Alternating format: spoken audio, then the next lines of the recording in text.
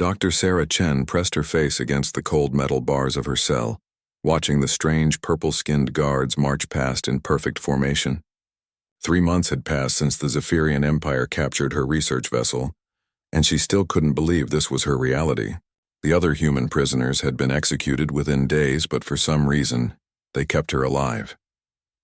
The cell block stretched endlessly in both directions, filled with creatures from dozens of different worlds. Some looked almost human, while others defied description. The air recycling system pumped out a mixture that barely sustained most species, leaving everyone in a constant state of exhaustion. Sarah had been a battlefield medic before becoming a xenobiologist. Her ship, the Horizon's Edge, had been conducting peaceful research on the Outer Rim when Zephyrian warships surrounded them. The Empire was known throughout the galaxy for its ruthless expansion and complete disregard for prisoner rights. A commotion erupted 3 cells down from hers. A large insectoid creature was convulsing on the floor, its forearms twitching violently. The other prisoners backed away, and even the guards seemed hesitant to approach. The creature's chitinous exoskeleton had turned from deep blue to sickly yellow. "Stand back, human," growled Crix, a wolf-like being from the neighboring cell. "When the Vorthan go into death spiral, they release toxic spores. Nothing can be done." Sarah had studied Vorthan physiology during her research. She recognized the symptoms immediately. Not a death spiral, but severe mineral deficiency causing neurological shutdown. Without thinking, she called out to the guards, "I can help. This creature isn't dying. It needs specific minerals to stabilize its nervous system." The guards looked at each other uncertainly. Captain ScThe, the cruel Zephyrian officer in charge of the prison block, arrived moments later. His scaled face showed annoyance at the disruption. "The human speaks nonsense," he hissed. "Vorthans are known to die this way in captivity. It is inevitable." "No, it's not," Sarah insisted, gripping the bars tighter. "I've studied their biology.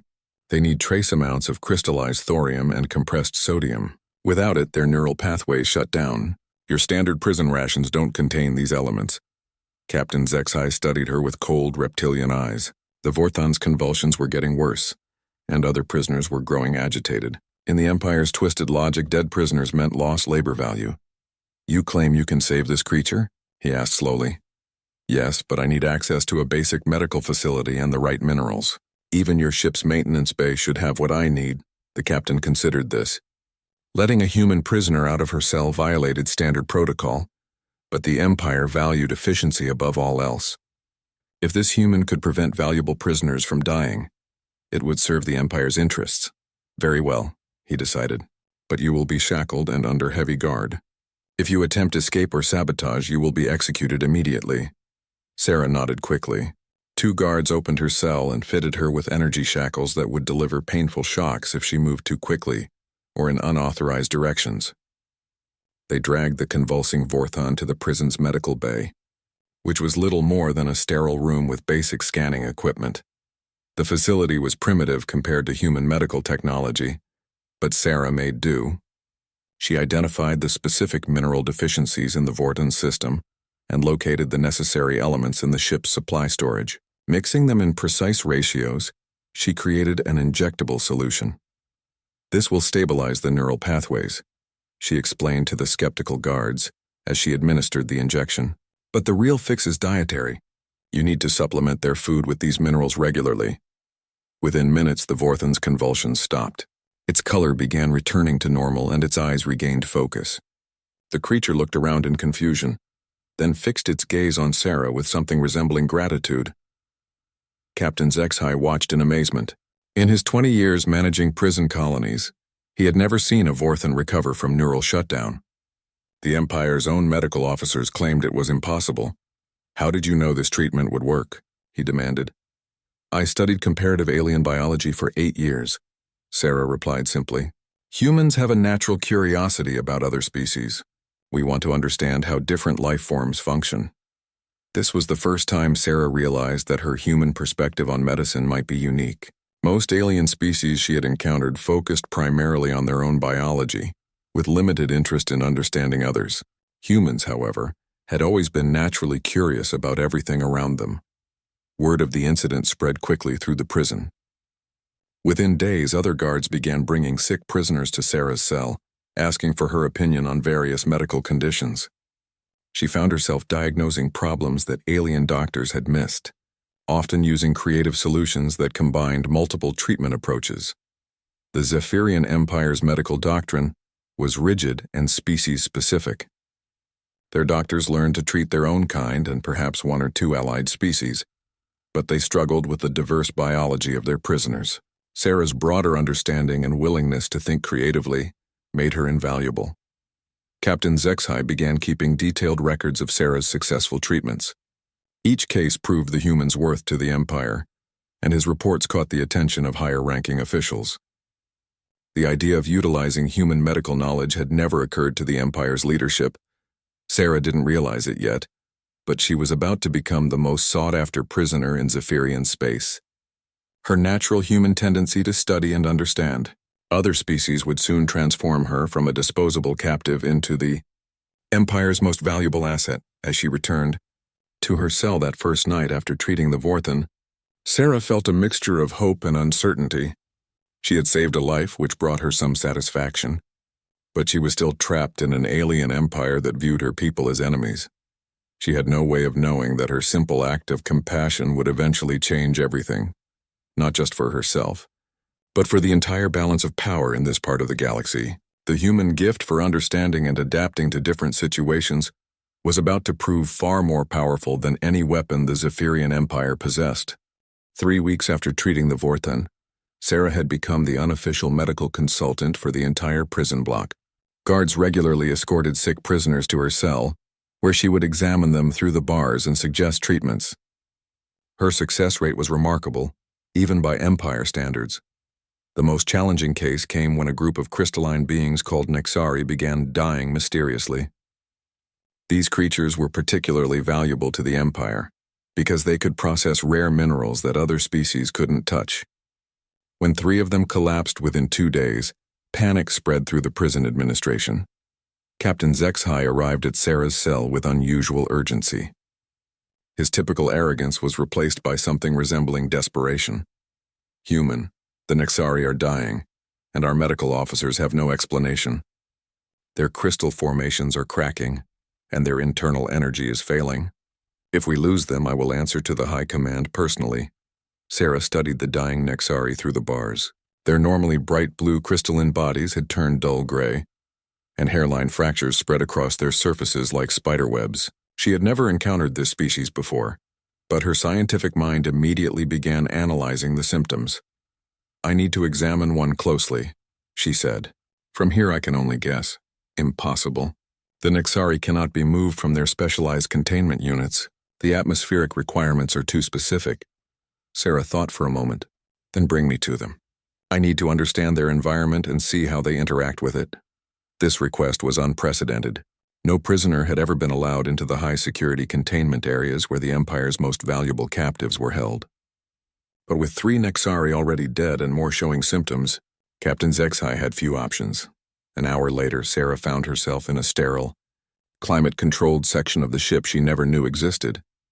The Nexari were housed in transparent chambers filled with a specific gas mixture that made their crystals resonate with soft musical tones. When healthy, the sound was beautiful. Now it was discordant and weak.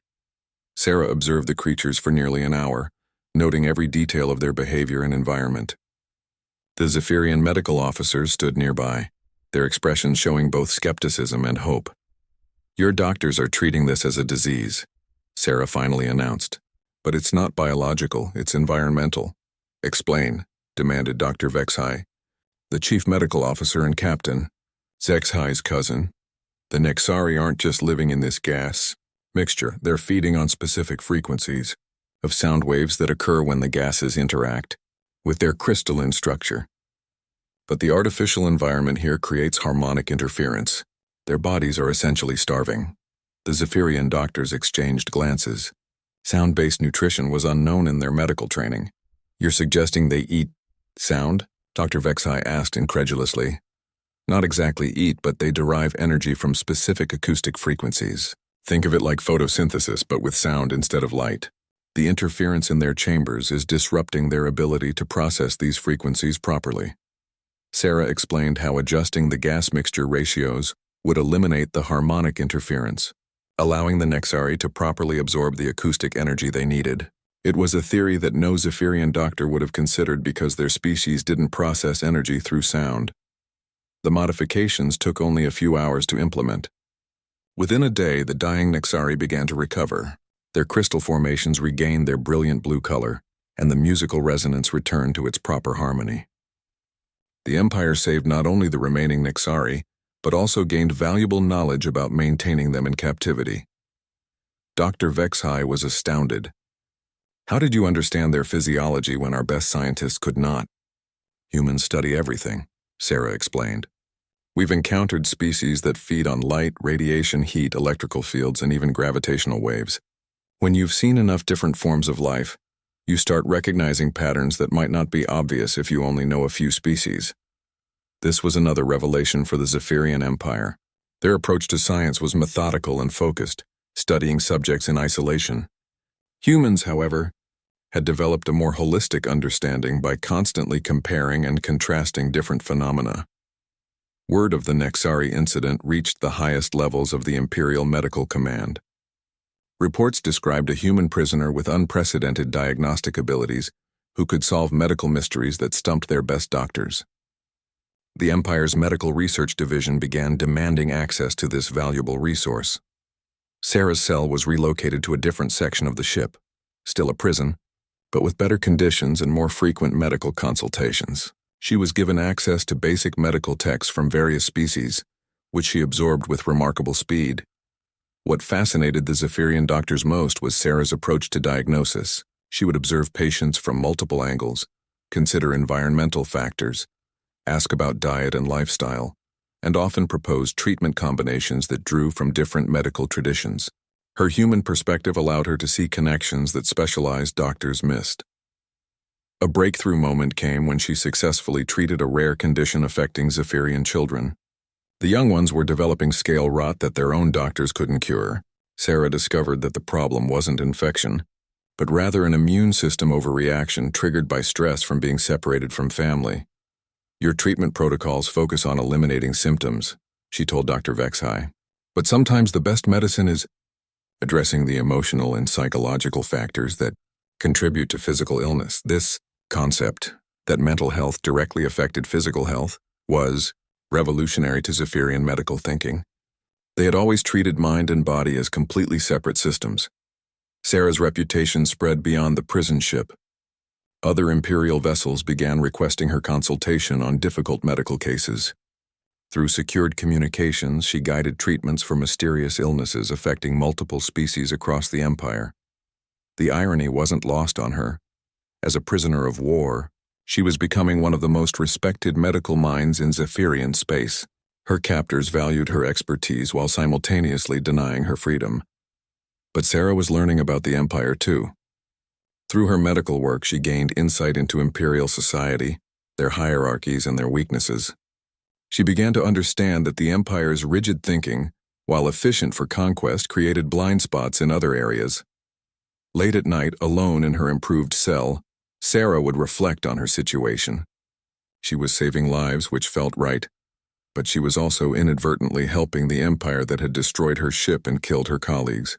The moral complexity of her position weighed heavily on her conscience, yet she continued her work, driven by the fundamental human belief that preserving life was always the right choice, regardless of politics or circumstances. She didn't realize that this very human tendency to value all life equally would soon create consequences that neither she nor the Empire could predict. 3 weeks after treating the Vorthon, Sarah had become the unofficial medical consultant for the entire prison block. Guards regularly escorted sick prisoners to her cell, where she would examine them through the bars and suggest treatments. Her success rate was remarkable even by Empire standards. The most challenging case came when a group of crystalline beings called Nexari began dying mysteriously. These creatures were particularly valuable to the Empire because they could process rare minerals that other species couldn't touch. When 3 of them collapsed within 2 days, panic spread through the prison administration. Captain Zexhai arrived at Sarah's cell with unusual urgency. His typical arrogance was replaced by something resembling desperation. "Human, the Nexari are dying. and our medical officers have no explanation. Their crystal formations are cracking, and their internal energy is failing. If we lose them, I will answer to the High Command personally. Sarah studied the dying Nexari through the bars. Their normally bright blue crystalline bodies had turned dull gray, and hairline fractures spread across their surfaces like spiderwebs. She had never encountered this species before, but her scientific mind immediately began analyzing the symptoms. "I need to examine one closely," she said. "From here I can only guess. Impossible. The Nexari cannot be moved from their specialized containment units. The atmospheric requirements are too specific," Sarah thought for a moment. "Then bring me to them. I need to understand their environment and see how they interact with it." This request was unprecedented. No prisoner had ever been allowed into the high-security containment areas where the Empire's most valuable captives were held. But with 3 Nexari already dead and more showing symptoms, Captain ScThe had few options. An hour later, Sarah found herself in a sterile, climate-controlled section of the ship she never knew existed. The Nexari were housed in transparent chambers filled with a specific gas mixture that made their crystals resonate with soft musical tones. When healthy, the sound was beautiful. Now it was discordant and weak. Sarah observed the creatures for nearly an hour, noting every detail of their behavior and environment. The Zephyrian medical officer stood nearby, their expressions showing both skepticism and hope. "Your doctors are treating this as a disease," Sarah finally announced. "But it's not biological, it's environmental." "Explain," demanded Dr. ScThe, the chief medical officer and captain, ScThe's cousin. "The Nexari aren't just living in this gas mixture, they're feeding on specific frequencies of sound waves that occur when the gases interact with their crystalline structure, but the artificial environment here creates harmonic interference. Their bodies are essentially starving." The Zephyrian doctors exchanged glances. Sound-based nutrition was unknown in their medical training. "You're suggesting they eat sound?" Dr. ScThe asked incredulously. "Not exactly eat, but they derive energy from specific acoustic frequencies. Think of it like photosynthesis, but with sound instead of light. The interference in their chambers is disrupting their ability to process these frequencies properly." Sarah explained how adjusting the gas mixture ratios would eliminate the harmonic interference, allowing the Nexari to properly absorb the acoustic energy they needed. It was a theory that no Zephyrian doctor would have considered because their species didn't process energy through sound. The modifications took only a few hours to implement. Within a day, the dying Nexari began to recover. Their crystal formations regained their brilliant blue color, and the musical resonance returned to its proper harmony. The Empire saved not only the remaining Nexari, but also gained valuable knowledge about maintaining them in captivity. Dr. ScThe was astounded. "How did you understand their physiology when our best scientists could not?" "Humans study everything," Sarah explained. "We've encountered species that feed on light, radiation, heat, electrical fields, and even gravitational waves. When you've seen enough different forms of life, you start recognizing patterns that might not be obvious if you only know a few species." This was another revelation for the Zephyrian Empire. Their approach to science was methodical and focused, studying subjects in isolation. Humans, however, had developed a more holistic understanding by constantly comparing and contrasting different phenomena. Word of the Nexari incident reached the highest levels of the Imperial Medical Command. Reports described a human prisoner with unprecedented diagnostic abilities who could solve medical mysteries that stumped their best doctors. The Empire's Medical Research Division began demanding access to this valuable resource. Sarah's cell was relocated to a different section of the ship, still a prison, but with better conditions and more frequent medical consultations. She was given access to basic medical texts from various species, which she absorbed with remarkable speed. What fascinated the Zephyrian doctors most was Sarah's approach to diagnosis. She would observe patients from multiple angles, consider environmental factors, ask about diet and lifestyle, and often propose treatment combinations that drew from different medical traditions. Her human perspective allowed her to see connections that specialized doctors missed. A breakthrough moment came when she successfully treated a rare condition affecting Zephyrian children. The young ones were developing scale rot that their own doctors couldn't cure. Sarah discovered that the problem wasn't infection, but rather an immune system overreaction triggered by stress from being separated from family. Your treatment protocols focus on eliminating symptoms, she told Dr. Vexhai. But sometimes the best medicine is addressing the emotional and psychological factors that contribute to physical illness. This concept that mental health directly affected physical health was revolutionary to Zephyrian medical thinking. They had always treated mind and body as completely separate systems. Sarah's reputation spread beyond the prison ship. Other imperial vessels began requesting her consultation on difficult medical cases. Through secured communications, she guided treatments for mysterious illnesses affecting multiple species across the Empire. The irony wasn't lost on her. As a prisoner of war, she was becoming one of the most respected medical minds in Zephyrian space. Her captors valued her expertise while simultaneously denying her freedom. But Sarah was learning about the Empire too. Through her medical work, she gained insight into imperial society, their hierarchies and their weaknesses. She began to understand that the Empire's rigid thinking, while efficient for conquest, created blind spots in other areas. Late at night, alone in her improved cell, Sarah would reflect on her situation. She was saving lives, which felt right, but she was also inadvertently helping the Empire that had destroyed her ship and killed her colleagues. The moral complexity of her position weighed heavily on her conscience. Yet she continued her work, driven by the fundamental human belief that preserving life was always the right choice, regardless of politics or circumstances. She didn't realize that this very human tendency to value all life equally would soon create consequences that neither she nor the Empire could predict. The surface of Zerion 7 was heartbreakingly beautiful. Rolling hills covered in silver-blue vegetation stretched to the horizon, punctuated by graceful spires that marked Zerion settlements. But the beauty was marred by an eerie emptiness. Entire cities stood silent, their inhabitants either dead or evacuated. Sarah walked through the quarantine zones wearing protective gear that monitored her every movement. Dr. Vexhai accompanied her, along with a full medical team and heavy security escort. The Zerians themselves were tall, willowy beings with translucent skin that revealed delicate internal structures, like living glass sculptures. The first Zerian settlement they visited was devastating to witness. The creatures lay in organized rows in their medical facilities, tended by their own healers who were helpless to stop the inexorable decline. Sarah knelt beside one of the patients, a young Zerion whose internal organs were clearly visible through its transparent skin. "How long have you been ill?" she asked through a translation device. "Since the skyships came," the Zerion replied weakly. "First, the children became tired. Then the elders. Now it spreads to all." Sarah could see the cellular damage throughout the creature's body. The radiation exposure had triggered a cascade failure in their cellular repair mechanisms. Unlike other species that could tolerate or repair such damage, the Zerians had no evolutionary defense against it. Dr. Vexhai observed her examination with interest. "Can they be saved, or are we too late?"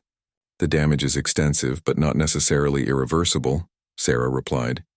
"Zerian physiology is actually remarkable. Their transparent cellular structure allows for incredibly efficient nutrient distribution. But it also means they process toxins differently than most species." She spent the next several hours studying Zerion biology with their own healers. What she discovered was fascinating. The Zerians had evolved an incredibly pure cellular environment. Their bodies filtered out almost all foreign substances, which made them virtually immune to most diseases, but also vulnerable to things other species could tolerate. "The radiation isn't just damaging their cells," she explained to Dr. Vexhai. "It's overwhelming their filtration systems. Their bodies are trying so hard to purge the radiation that they're essentially poisoning themselves with their own defense mechanisms." This led to a breakthrough in treatment. Instead of trying to repair the radiation damage directly, Sarah proposed supporting the Zerians' natural filtration systems while gradually reducing their exposure to radiation sources. Working with Zerian healers, she developed a treatment protocol using naturally occurring minerals from their own world. These substances helped stabilize their cellular filtration without introducing foreign elements that their systems would reject. The first patients to receive this treatment began showing improvement within hours. Their transparent skin regained its natural luminescence, and their internal organs resumed normal function. Word spread quickly through the refugee camps, and for the first time in months, the Xerians had hope. But Sarah's work on Xerion 7 revealed something troubling about the Empire's expansion methods. As she traveled between Imperial installations, she noticed that the Zephyrians had made no effort to understand local conditions before establishing their bases. They simply imposed their standard protocols regardless of environmental factors. "This isn't the first world where your standard procedures have caused problems, is it?" she asked Dr. Vexhai during one of their transports between sites. He was quiet for a long moment before responding. "The Empire's strength lies in efficiency and standardization. We cannot customize our operations for every world we encounter. But you're losing entire populations because of that inflexibility. How many potential subjects have you lost to preventable problems like this?" Dr. Vexhai's silence was telling. The Empire's records would show many failed colonies where populations mysteriously declined after occupation. Sarah was beginning to understand that the Empire's greatest weakness was also what they considered their greatest strength. The revelation led to a proposal that shocked the Imperial medical team. Sarah suggested creating a preliminary assessment protocol, a way to identify potential compatibility issues before full occupation. It would require studying local biology and environmental conditions, something the Empire had never considered necessary. "You're proposing we delay expansion to study every world first?" Dr. Vexhai asked incredulously. "I'm proposing you avoid accidentally killing your new subjects," Sarah replied. "A few weeks of preliminary study could prevent disasters like this." She demonstrated the concept by analyzing data from 3 other worlds the Empire was preparing to occupy. In each case, she identified potential problems that standard Imperial protocols would likely create. The analysis was compelling enough that Dr. Vexhai began including it in his reports to Admiral Kethvar. The success on Xerion 7 elevated Sarah's status once again. She was no longer just a medical consultant. She was becoming a strategic advisor on Imperial expansion. The irony of a human prisoner helping the Empire become more efficient at conquering worlds wasn't lost on her. But she rationalized it by focusing on the lives she was saving. What Sarah didn't realize was that her influence was creating ripples throughout the Imperial hierarchy. Officers who had never questioned standard procedures were beginning to ask why certain protocols existed. Medical teams were requesting broader training in xenobiology. Some administrators were even suggesting that understanding conquered populations might be more valuable than simply controlling them. The Xerians themselves presented Sarah with an unexpected gift before her departure. They had crafted a small crystal sculpture that captured and refracted light in beautiful patterns. Through the translator, their spokesman explained its significance. "This is a memory crystal. Among our people, it represents wisdom that preserves life. You have shown us that not all sky people come to bring death. Some come to heal." As Sarah held the crystal, she realized that her actions were creating something unprecedented in the Empire's history: positive relationships between conquerors and conquered. The Xerians didn't see her as an enemy, despite her association with the Empire. They saw her as a healer who happened to work within an oppressive system. The flight back to the flagship gave Sarah time to reflect on what she had accomplished and what it meant for her future.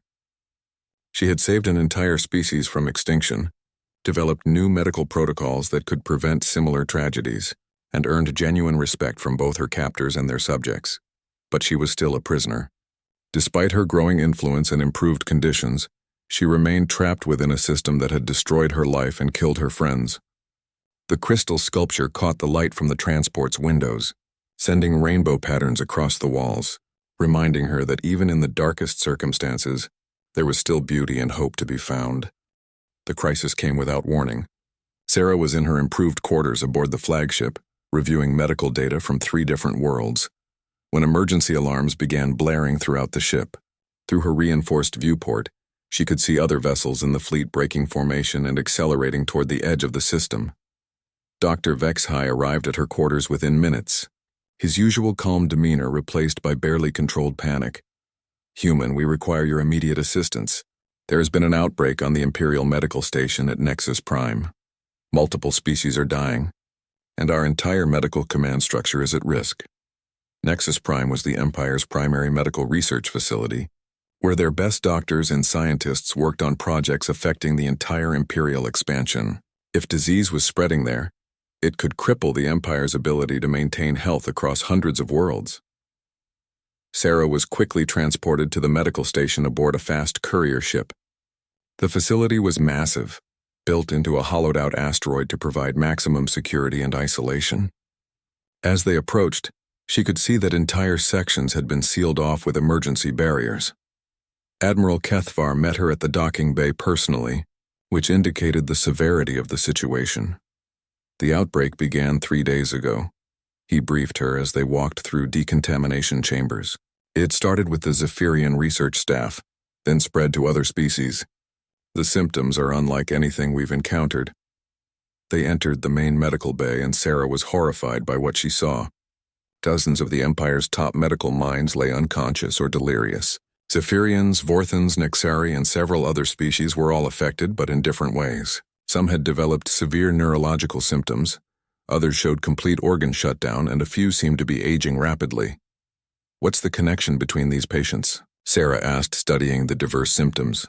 "They all worked on the same project," Dr. Vexhai replied grimly. "A new medical protocol designed to treat multiple species simultaneously. It was based on your successful techniques." Sarah felt a chill run through her. "Show me the research." The project files revealed an attempt to synthesize Sarah's broad-spectrum diagnostic approach into a standardized imperial treatment. Teams of specialists had tried to create universal medical protocols that could work across species lines, just as Sarah did naturally, but they had fundamentally misunderstood how her approach worked. Instead of adapting treatments to individual patients based on deep understanding of their biology, they had created hybrid treatments that combined elements from different medical traditions without proper comprehension of the interactions. They tried to turn intuition and experience into a formula, Sarah realized. But medicine isn't just about following protocols. It's about understanding the unique needs of each patient. She began examining the affected researchers more carefully. The Zephyrian doctor showed symptoms consistent with Vorthan medication toxicity. The Vorthans had been treated with Nexari energy supplements that their biology couldn't process. Each species had been given treatments intended for others, creating a cascade of medical disasters. "This isn't a disease," Sarah announced. "It's systematic medical poisoning. Your researchers accidentally created the perfect way to harm multiple species simultaneously." The revelation sent shockwaves through the medical station's administration. The Empire's attempt to replicate Sarah's success had instead created their worst medical crisis in decades. More troubling, the failed treatments had been administered to research subjects on multiple worlds before the problems became apparent.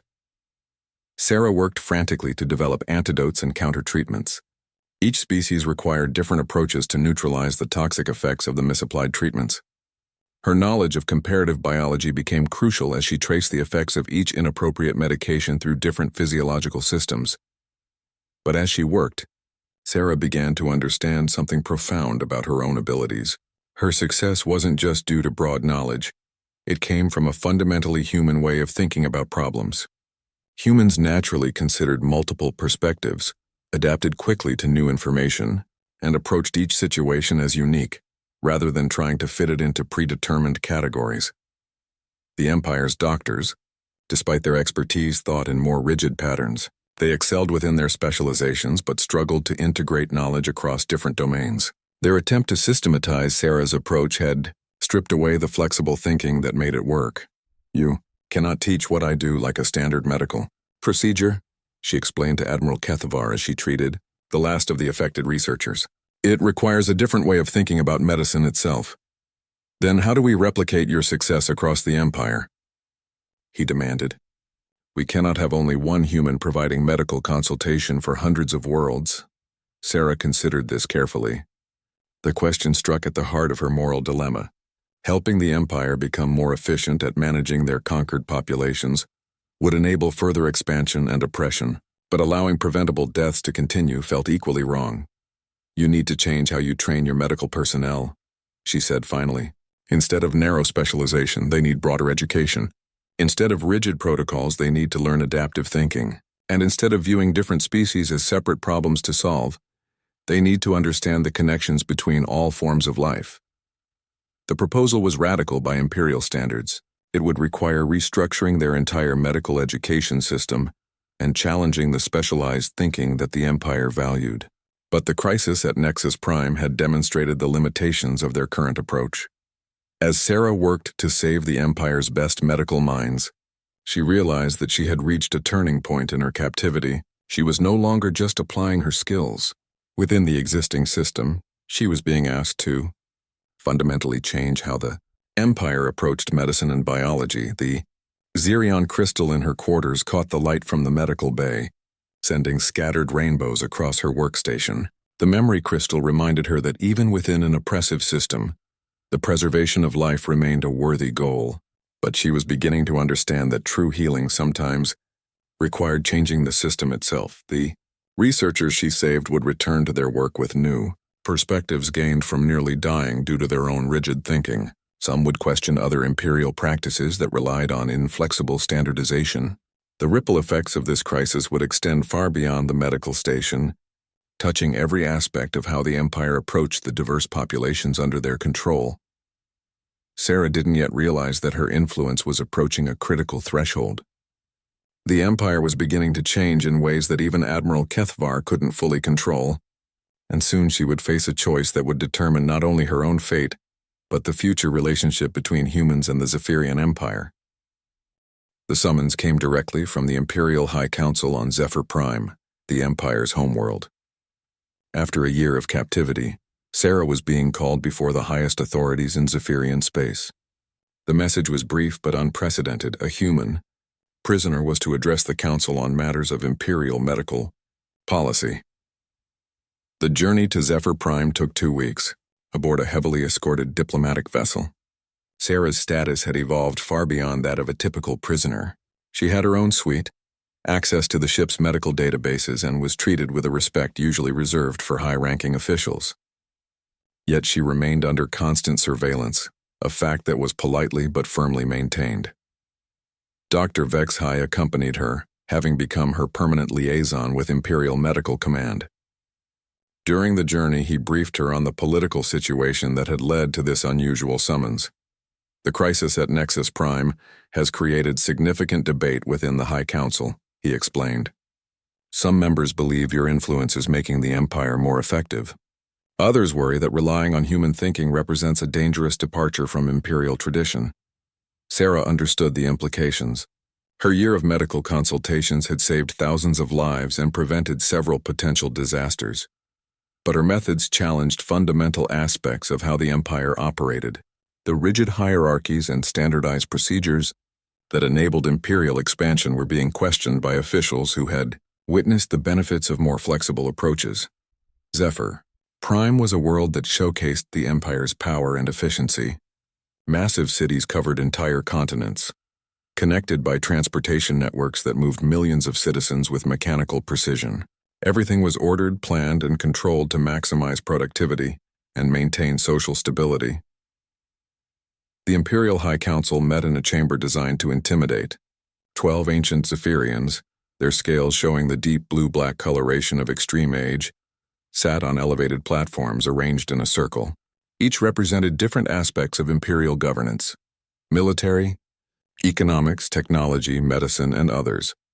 Sarah stood in the center of the circle, feeling small and insignificant under their collective gaze. But when High Counselor Thexvar began speaking, his tone was respectful rather than hostile. Human Dr. Sarah Chen, your actions over the past year have created both opportunities and concerns for our empire. We would hear your assessment of the challenges we face in managing diverse populations across our territory. Sarah had prepared for this moment, but facing the absolute rulers of a galactic empire still made her nervous. She chose her words carefully.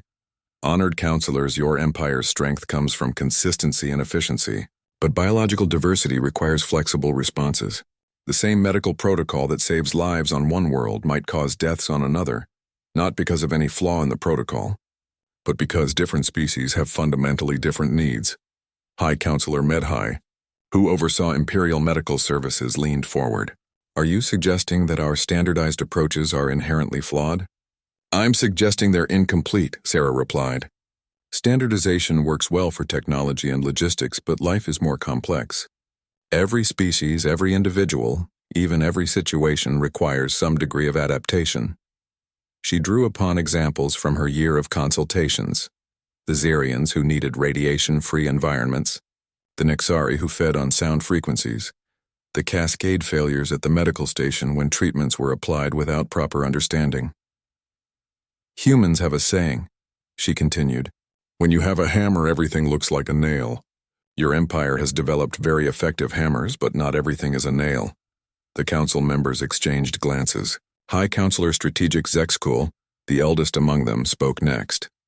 Your human perspective has proven valuable, but it also represents a fundamental challenge to imperial doctrine. How do we maintain unity and efficiency while accommodating the infinite variations you describe? This was the crucial question, and Sarah's answer would determine not only her fate, but potentially the future direction of the Empire. You don't have to choose between unity and adaptability, she said. Humans have dealt with similar challenges. We've learned that diversity of thought and approach actually strengthens systems rather than weakening them. The key is maintaining common values and goals while allowing flexibility in methods. She proposed a radical restructuring of imperial medical services.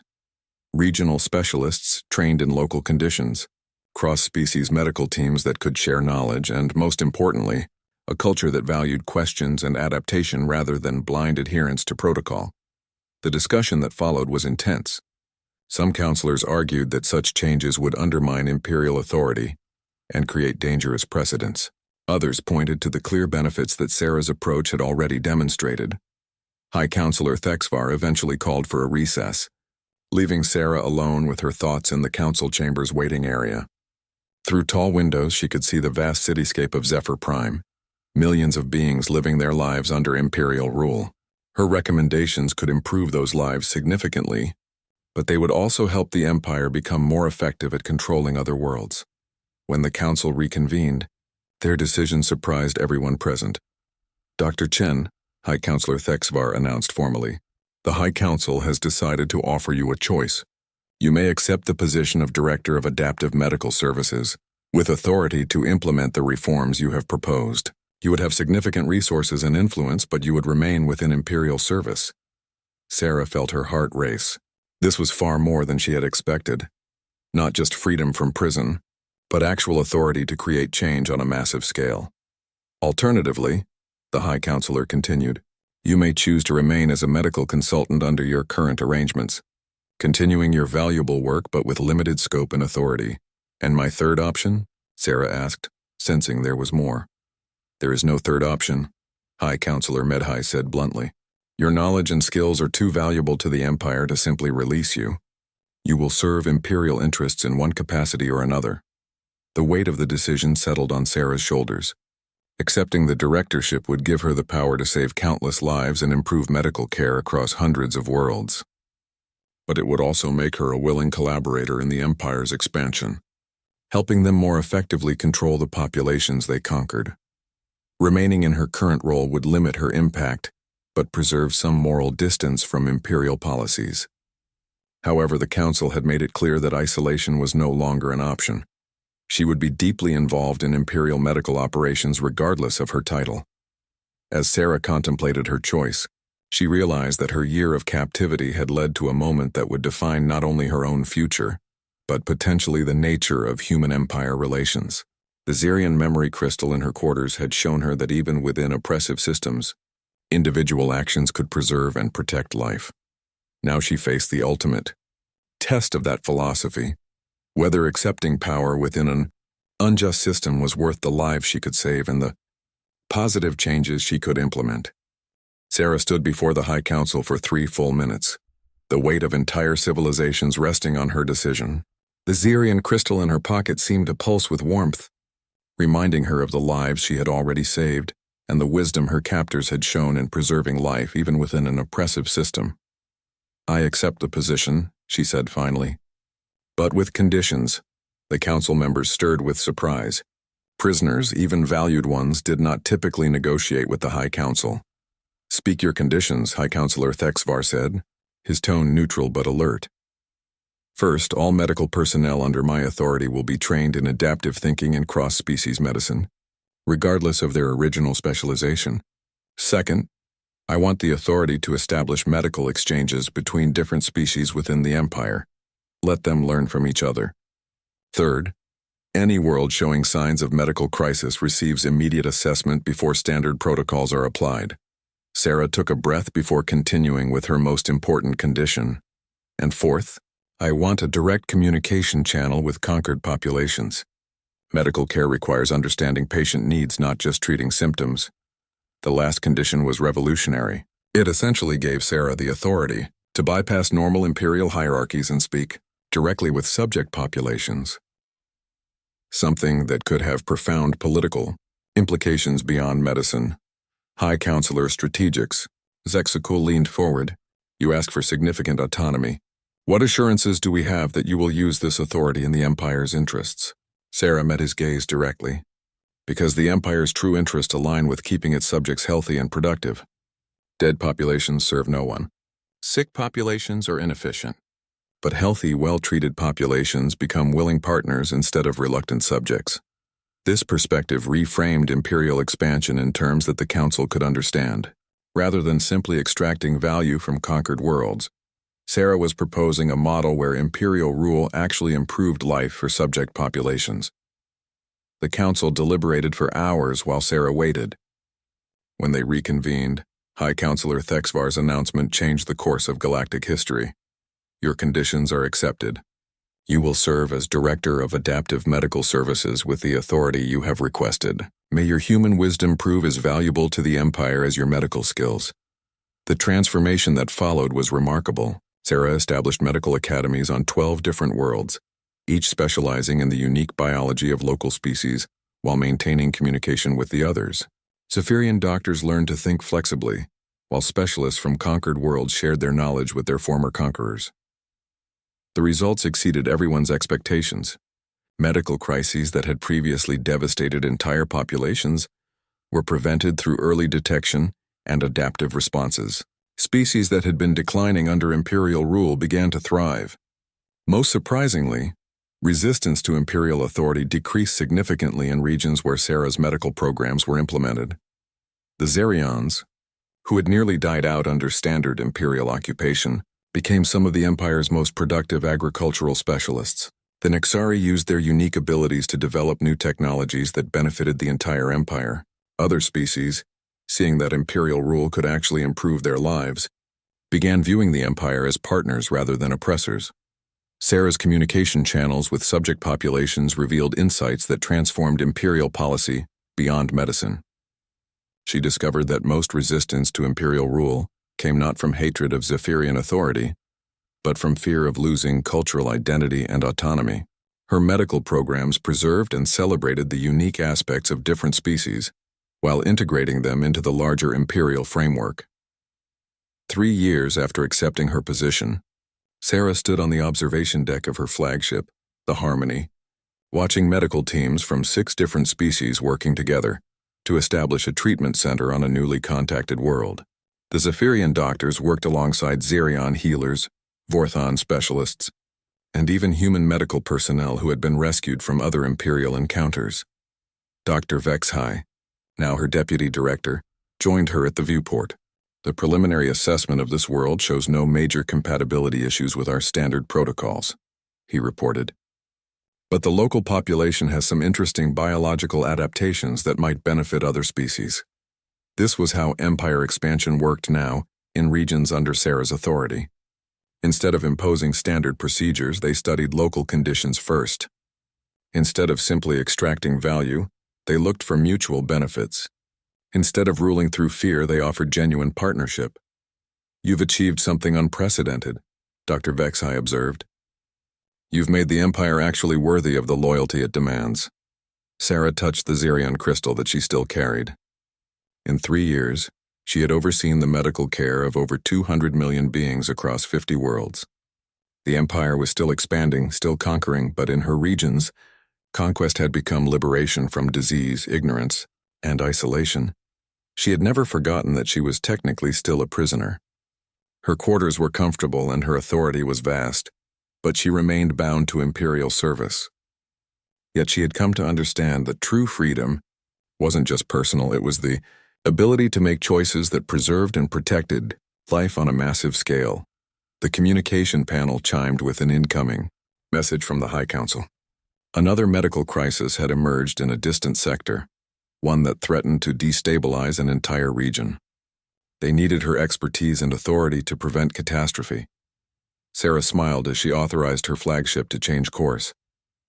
Each crisis was an opportunity to save lives, to demonstrate that different species could work together, and to prove that understanding and compassion were more powerful tools than force and fear.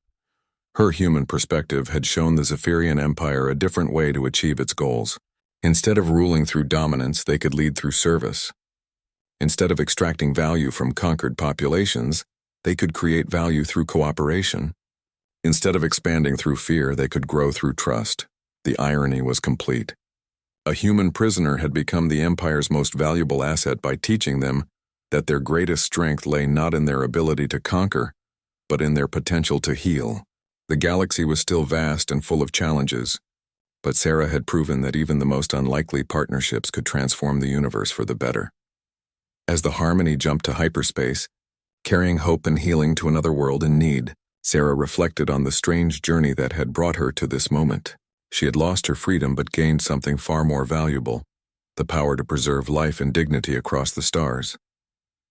The Xerian crystal caught the light from distant suns, casting rainbow patterns across the bridge, a reminder that beauty and hope could be found even in the darkest circumstances, and that wisdom to preserve life was indeed the greatest gift one being could offer to another.